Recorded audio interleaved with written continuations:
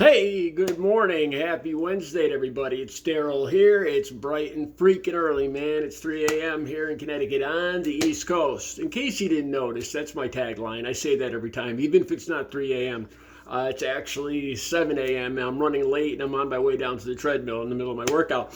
I'm glad that I waited a little while to do this video because it's gave me some time to ponder and reflect. And I have a few moral dilemmas or philosophical questions that I think are quite interesting, and that I realize I have to ask myself. I really don't have an answer to these questions, really, and I want to ask you guys if you do.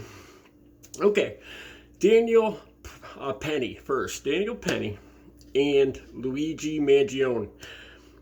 I done videos. I've got a lot in common with Luigi Mangione. I did a video before he even got caught, and I talked about how I had back surgery. I had 2 back surgeries, and how I lost feeling in my man parts. And it's back about 3 videos or 4 videos.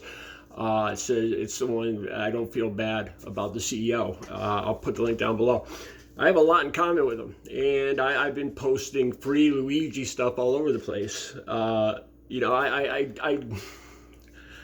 I don't have a lot of pity for his family, like I talked to him about yesterday's video. These CEOs that make millions of dollars, that just money hand over fist for doing what? While the rest of the country is struggling. Where I struggle every month just to pay my bills. And I guarantee that I've worked harder my whole life than this guy's ever worked, or any of these CEOs have ever worked, And you can't say that they're smarter or more driven or more anything than the average American. You can't say that. So how do they deserve this money that they make off the backs of injured people? I don't want to get off on a tangent. So I started thinking about Daniel Penny.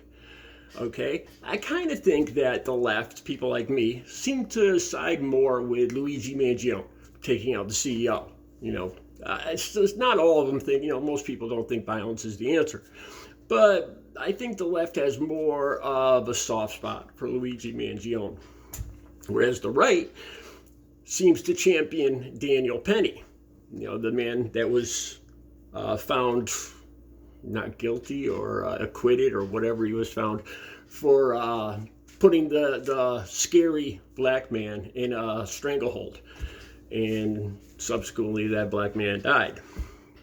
And I started thinking about this. If you have a CEO, the victims here, a CEO, $1 billion white CEO on one side, a homeless, mentally ill black man on the other side. Those are the victims here. Is one's life more justified, more sacred than the other's life?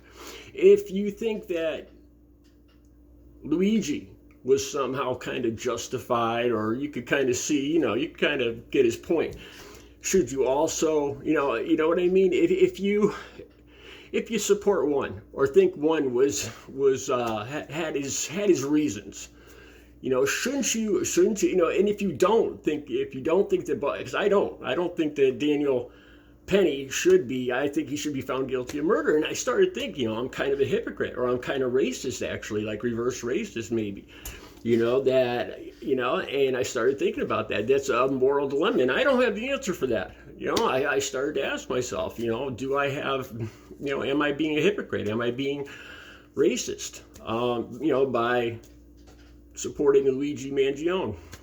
You could say one was premeditated and one wasn't. I beg to differ. Daniel Penny, he was a serviceman, right? So, I've used that chokehold before back in my life of using and messing around with gangs and stuff. And you use that chokehold, it could be lethal. You have no doubt. I'm sure he had no doubt that could be lethal. And yet he kept it on just cool as a cucumber. He had that hold on. You watch him. He knew damn well. You could call that premeditated.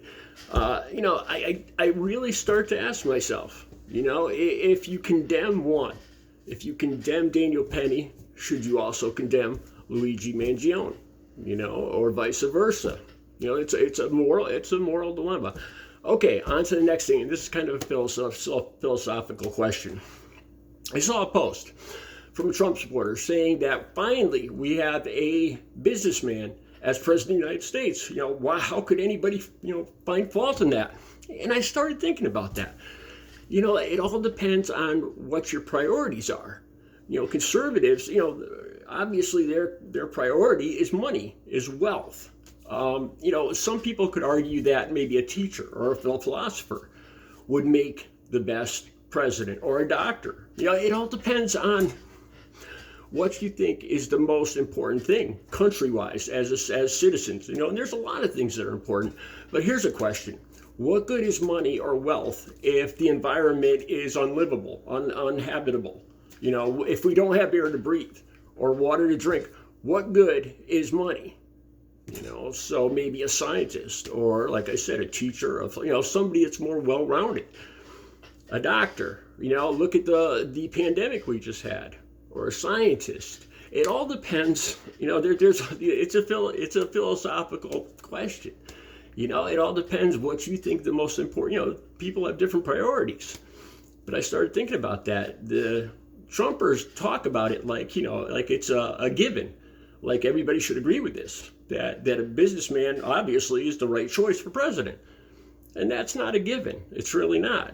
You know, the country is not a business.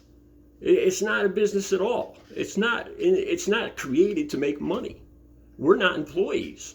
You know, the more you think about it, it's less and less like a business the more you think about it. I guess I would call it more of a guardrail, more of a framework for the citizens that live within it.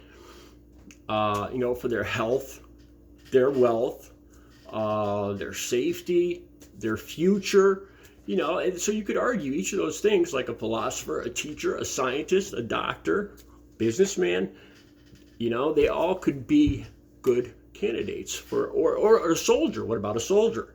A soldier, you know, if you think that our defense is the most important thing. Really, the bottom line, the answer to that, you really should have a very well-rounded person as president. That's what makes the most sense. Not necessarily a businessman. You know, this idea, this is like a foregone conclusion with the Trumpers. Of course we should have a businessman as president. I disagree. You know, I totally disagree.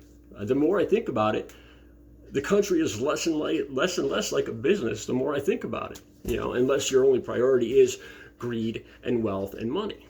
Like I said, though, what good is money if you don't have your health or the environment or your safety? Just some thoughts. Or a cop for president, or a lawyer, you know, somebody that could read the Constitution, that could interpret the Constitution, or a judge. You know, there's a lot of different possibilities. It should be a well-rounded person. Let me know what you think. I'll be back later with another video. You guys have a good Wednesday.